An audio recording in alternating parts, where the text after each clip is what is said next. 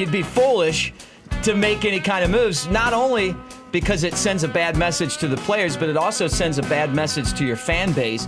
This puts the Cubs management in such a tough spot if they feel like I feel, and the statistics tell us that the team can't win a World Series and you could do something to better your chances of winning a World Series in the future. But I just don't know if you can make that move. Mick, the Chicago Cubs have their first 8-game win streak since 2016. The Cubbies have climbed within 3.5 games of first place just a couple of days before the deadline, making the decision easy, one would think. Mick Gillespie, Chuck Walter, this is the Cubs baseball channel. Ironically enough, since we started this channel, I think that's when the Cubs started this 8-game winning streak. So keep the mojo alive. Join the community. Right now, there's just enough people for us to get familiar with some of the names and comments that are joining. And leave a comment on where you're commenting from. Illinois, Ohio. We had someone from the UK. So like, subscribe, and tell your friends. Mick, how we doing today, my friend? 1 o'clock game coming up with the Cards. Yeah, what do you say, everybody? Great to be back on with you, and this has really been an amazing run. I mean, it's must-watch TV right now. The infield is just stellar. The pitching's been good. Not great, but you know what? They're doing enough. It seems like every time they get in trouble, someone makes a big play or they make a big pitch to get out of it. Ian Happ's playing really good baseball right now. You kind of feel like it's not Dansby Swanson's team. It's not Cody Bellinger's team. It feels to me like it might be Ian Happ's team. You know, he came up through the system, and yeah, he's not jumping out and screaming at anybody, but just quiet, really consistent leadership. I'm excited about what's going on right now, and I can't wait to see what they do. And we got so much that could happen between now and Tuesday's trade deadline. It's crazy. Nick Madrigal had some great plays on the hot corner yesterday. A couple of them. That was nice. Yeah, look, I've always liked him. I saw him come up through the White Sox system. He's a super contact guy when he's healthy.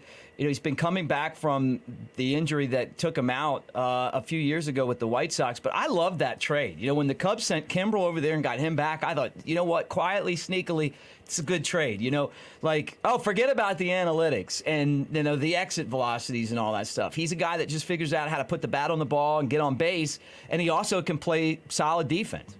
I want to break down how the Chicago Cubs, at this point, there's no way they can be selling. But before we get to that, we got to go with the updated playoff analytics. Poindexter, because I know you love the stats here and you want to give it to me. You're a big stats guy. You've been saying the last week, no, it's 17%. It's a 13% chance they should be selling. They should be getting the prospects. Guess what? Playoff odds up to, let's look at that banner, 32.5%. It was at what, 20% yesterday, and it's already up to a third of a chance that the Cubs are playing in the postseason. Yeah, look, it was at 13.6% on Tuesday. We're up to, just to make the playoffs now, 32.5% because of this winning streak, right? Still 0.9% to win the World Series, right? And that's the one that you really should be paying attention to. I mean, when you compare that, the Brewers only have a 2.2% chance, but the Dodgers at 16% and the Braves at 25%. You want to be in that area. And when the Cubs won the World Series, you know, they sat in that group, you know, and I think that's what you have to do to really have good playoff and World Series championship odds. But look, I love this. So if they're up to 32.5%, they're 21% now to win the division. So to me, that tells you that this team's going in the right direction. And also what tells me that they're going in the right direction is that they've won 8 straight games and that their longest winning streak since 2016 is right now, and they have a chance to win 9 in a row today. So a lot of things are changing. Now, I'm not really like an analytics guy, like you said, but when it comes to trying to make a decision that's best for the organization, going out there and finding, you know, the right top-end talent. We learned this from Theo. What I learned from Theo, the number one thing is if you have the opportunity to get elite talent, guys that are better than everyone else, the Aroldis Chapmans and the Chris Bryants when he came up, and you know, and John Lester, like guys that are just different level and can make a difference to win a World Series. You got to do it. They did it in Boston, they won. They did it with the Cubs, they won. And so if you have an opportunity to do that, I think you got to do that. But at the same time, it's a lot of fun to win all these games, and the odds are getting better as they keep winning. Yeah, Max Scherzer yesterday goes from the New York Mets to the Texas Rangers, and in return, the Mets get a top 50 prospect in all of baseball. It's Ronald Acuna's younger brother, and Scherzer hasn't even had a good year. So you imagine what you could ship Cody Bellinger and Marcus Stroman for, but forget it. We're not talking about it. John Heyman says the Cubs are not selling. However, John Heyman is also the reporter that broke the arson judge to the San Francisco Giants news. Arson Judge did not exist. Aaron Judge did not go to the San Francisco Giants. So take everything with a little grain of salt until Right. anything is official. But look, the Cubs aren't selling right now. This would be the movie version to real life of Angels in the Outfield when Roger, walks into his house and he says, "Dad, you got to stay." And he says, "I'll stay when the Angels win the pennant." I'd say when the Angels win the pennant. And then the Angels go out there and rattle off 20 in a row, and he sees his dad at the courthouse. He says, Dad, you said when the Angels win the pennant." That's this situation right here. The Cubs management said, we're trying to build a contender at the beginning of the season. They're at the point where they have to look themselves in the mirror and say, do we have a contender? And the answer is yes, it is. Well, I mean, look, that's what you make a deal when you sign someone. You go out and you get Dansby Swanson from, the other competition that wanted to sign him. Part of it's the money and the years and all that stuff, but also part of it's the promise that you're serious about contending. And that's what this team has proved. When the chips were down and it looked like it was time to fold up, they came out fighting, and, they've done a lot to win and to make this interesting. There's still a few days left before the trade deadline. So we'll find out what's going on. But the question is, have the Cubs done enough to avoid the sell-off? And honestly, I don't know, man. I mean, you still have a couple more games, right? You got today, and then you got Monday against the Reds. If you lose both of those games, you're right back to 500 again. If you win both of them, all of a sudden, you're rolling with a 10-game win streak. So, I mean, you'd be foolish to make any kind of moves, not only because it sends a bad message to the players, but it also sends a bad message to your fan base. This puts the Cubs management in such a tough spot if they feel like I feel, and the statistics tell us that the team can't win a World Series, and you could do something to better your chances of winning a World Series in the future. But I just don't know if you can make that move because of those factors. All right, you talked about teams in the past shows like the Anaheim Angels or the Los Angeles Angels of Anaheim or the California Angels, whatever the hell you want to call them in 2023, going out, making a splash, bringing in Giolito. Could the Cubs make that big splash, or would it be a smaller signing or a smaller trade like a Jamer Candelario or some relievers brought in, whatever it may be? Or could the Cubs stay put right now and go to the farm system? That's where the question comes into play. Who's the next prospect that's ready to be called up for Chicago that could be called up in the next few weeks and contribute? All right, well, you threw a couple things at me again, so I'm going to start with... No, that was not a double-barrel yes, question. It was, I asked you one. I brought up points. I brought up multiple go points. To those I asked points. one question. Okay, all right. Well, let me start with your points. And maybe it wasn't a double-barrel question, but I felt like it was, okay? If you are going to make a trade, look at what Atlanta did a couple of years ago when they won the World Series, right? They traded Bryce Ball, who is kind of a marginal prospect, for Jock Peterson to the Cubs, right? Jock Peterson goes in there, and they don't win the World Series without him. They made another trade to get Jorge Soler from Kansas City. That turned out to be a brilliant deal, right? I mean, he hit the game-winning home run in the game that clinched the World Series, right? And he's a former Cub.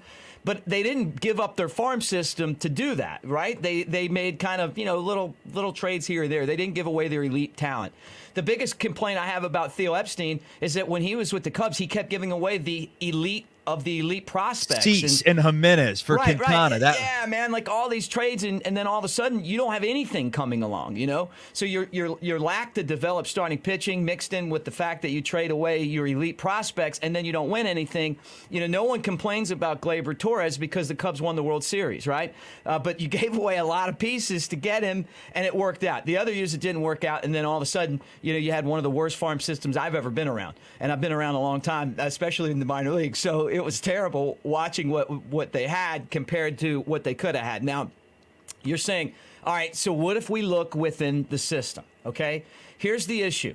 When Joe Madden was there and the Cubs were kind of, starting to put things together, they called up guys like Kyle Schwarber who weren't ready yet, right? He could hit, and he was a top 10 left-handed bat in the minor leagues. And I'm talking about top 10 in Major League Baseball as a minor leaguer. He was amazing, and he still can hit. I mean, look, he's one of the elite hitters in baseball. The problem is that you said, well, you were going to teach him how to catch, and then you didn't give him the opportunity to develop as a catcher because you called him up to the big leagues, and then all of a sudden you threw that out the door. He was never a great outfielder, and even with the Phillies right now, they're trying to figure out how to keep him at DH, right? Because he's just not good in the outfield, but he can hit. He's a great team guy. And maybe if you would have let him develop, he could have developed into a much better outfielder or catcher and then, had sustained value instead of just helping you win. But you win a World Series, so you forget about that, right? We talked about Pete Crow Armstrong. He is elite level prospect material. I mean, he could come tomorrow and help this team win. The problem is that he's got things he's got to do to develop. And if you take that opportunity away from him, there's a chance that he never develops.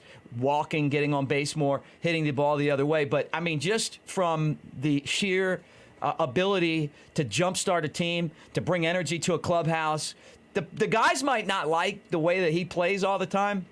He's kind of like a young Bryce Harper. You remember when he broke into the big leagues? He's kind of brash and in your face a little bit, and he's out there stealing home type stuff and making diving catches and arguing with the umpires and stuff. The guy brings just an amazing intensity. If you're looking to have a guy that's going to be there for a long time, you got to let him. You got to let him kind of just grind it out another year, and then maybe by the middle of next year, I think he's ready for a full stay in the big leagues. But what do I know? I mean, I'm telling you right now, the guy's great. Who could be this year's guy? And I look on the AAA roster, and there's a hole at third base. Maybe you want someone to come in there and that could make an impact, kind of like Christopher Morel did at the beginning of this year. Maybe it's Jake Slaughter. The guy's got 20 doubles and 17 home runs and a bunch of RBIs. He runs the bases like a linebacker trying to make a tackle for the Chicago Bears. He's got a body that looks like Mike Trout. He's still rough around the edges, but getting better and better defensively. But he steals bags. He runs the bases with a controlled, reckless abandon. I know that makes no sense, but you see him do stuff and you're like, oh, what's he doing? Oh, okay, yeah, that's what he's doing. He's just really a fun guy to watch. Maybe him. They had Nelson Velasquez up. He hasn't been able to stay up. I feel like he's a player that is going to be in the big leagues for a long time, but the Cubs have no outfield spots for him, so he's back in the minor leagues. There's another guy named Jonathan Perlaza that if I had a top 10 prospect list, he'd be on there. Switch hitter, power from both sides of the plate. I saw him hit home runs from both sides of the plate in the same game, and this is the first time I've ever seen a Smokies player do that. I mean, I grew up watching, guys like Eddie Murray that did that. Mark Teixeira did that. Well, Perlaza does that. He's having another great season in AAA, so maybe he's one of those guys. But it's really, it starts with position of need, and then Ben Brown, right? I mean, he's the guy that you got last year from the Phillies for David Robertson. He's a strikeout machine.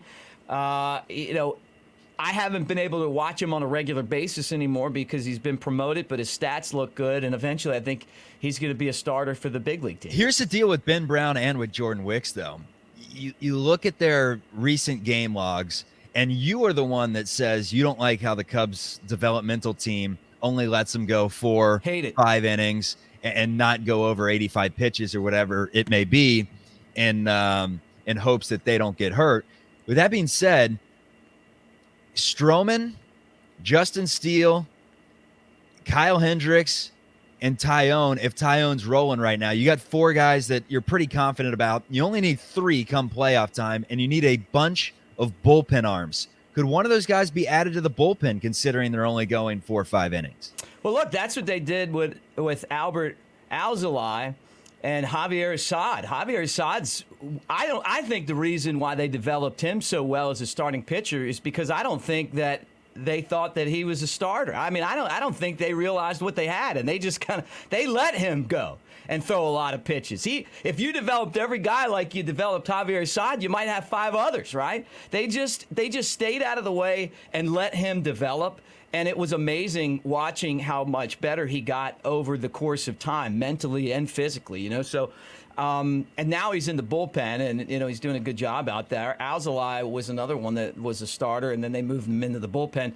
Yeah, look, I could see that happening. And at this point, a lot of guys who go to the big leagues start out in the bullpen and then eventually get in the starting rotation. That's how a lot of guys used to get their feet wet. Yeah, or you have guys like Aroldis Chapman when he was coming through the Cincinnati Reds organization. He was supposed to be a starter. They throw him in the closer role, and it's, Chapman's pretty good in this closer role. Let's not take him out of it. So you never know with a Ben Brown or a Jordan Wicks. But if Ben Brown and Jordan Wicks make you better, at some point you would imagine they'll be called up, and then you don't have to go the route of Chicago trading blue chip prospects for positions of need. You can call them up within the system. The nucleus is there right now to compete for the title, and I'm talking National League Central Division title, not the World Series right now. But hey, you get in the playoffs, and you worry about the rest from there. So it'll be interesting to see. I can tell you 2 things, Mick. I don't think the Brewers have the offense to get it done. I know that there's an Eloy Jimenez trade rumor linked to the Brewers that would definitely help them out, put some pop in the lineup. And then Cincinnati's just a year away. They're not getting it done either. So Chicago has a really good chance of winning the Central right now. Where they go from there, I don't know. But staying put seems like the move here. Again, going back to Angels in the outfield. Don't do them like Roger. They earned this. They said they wanted a contender. They have a Central contender right now. You stay put. The show goes on. That's all I got to say. All right, look, I've got this Ryan Sandberg autograph baseball here, okay? And what I want to do, opposed to, unless you don't want to do this, but I say when we get to 1,000 subscribers, which means that all you guys hanging out need to subscribe, I'm going to pick one of you guys and send you this baseball. Rhino gave me a couple balls when we worked together, and it says his name and his number and Hall of Fame 2005 on it. And I think you'll love this. I think you will love this. But you guys, we got to get to 1,000 subscribers. That 1,000 subscribers is a big mark for us. It's when we're having our party down at Wrigley. Yeah, and that's rent out a bar. Yeah, right. What we're going to do is once we get to 1,000, which I think could happen. I mean, look, we've gotten this far this fast. I want to have a watch party. I want to invite you guys over to have a beer and a shot with us, as Joe Madden once famously did. And sit around and watch the game. I mean, if you're not there, who knows? Maybe the Cubs are on the road, we do it. Maybe the Cubs are at home and we do it. I don't know when, but I'm telling you guys right now, this is your reward. This is what you guys are going to get for helping us out, and that's a Rhino autograph baseball when we get to 1,000 subscribers. All right, Cubs and the Cardinals do it again today. Hey, Chicago's going for a clean 4-game sweep at Busch Stadium, looking to go 3 games above 500 and make it 9 wins in a row. I mean, off the top of your head, when's the last time Chicago's gone into Busch and had the 4-game clean sweep? Look, it's been since the teams 2016 and around those days that the Cubs were this good and they were just beating up on teams, and or at least playing this good at baseball. Those teams were better. They had stars the entire infield was all-stars, right? Mm-hmm. And they were built to win the World Series. Young, up-and-coming, hungry. This team is different because you got some guys that were, former MVP. You got a guy that was, basically unsigned by the team that he grew up loving and signed with the Cubs, and he's come to town, and it's, he's actually done a great job at shortstop. You got some guys that have been there, like Ian Happ. The mesh is coming together. The problem that this team's had is just being healthy, but they're making a believer out of me. And so I don't care that they're beating up on really bad teams in the White Sox and the Cardinals. It doesn't matter. Wins are wins. And you beat who's on your schedule. They're tough. Yeah, look, winning. Gary Hughes used to tell me this. He's one of the all-time great scouts, former special assistant to Jim Hendry when he was the GM of the Cubs. Winning is tough. And I believe that. Winning a baseball game is not easy. I mean, think about it, These guys are going for 9 in a row.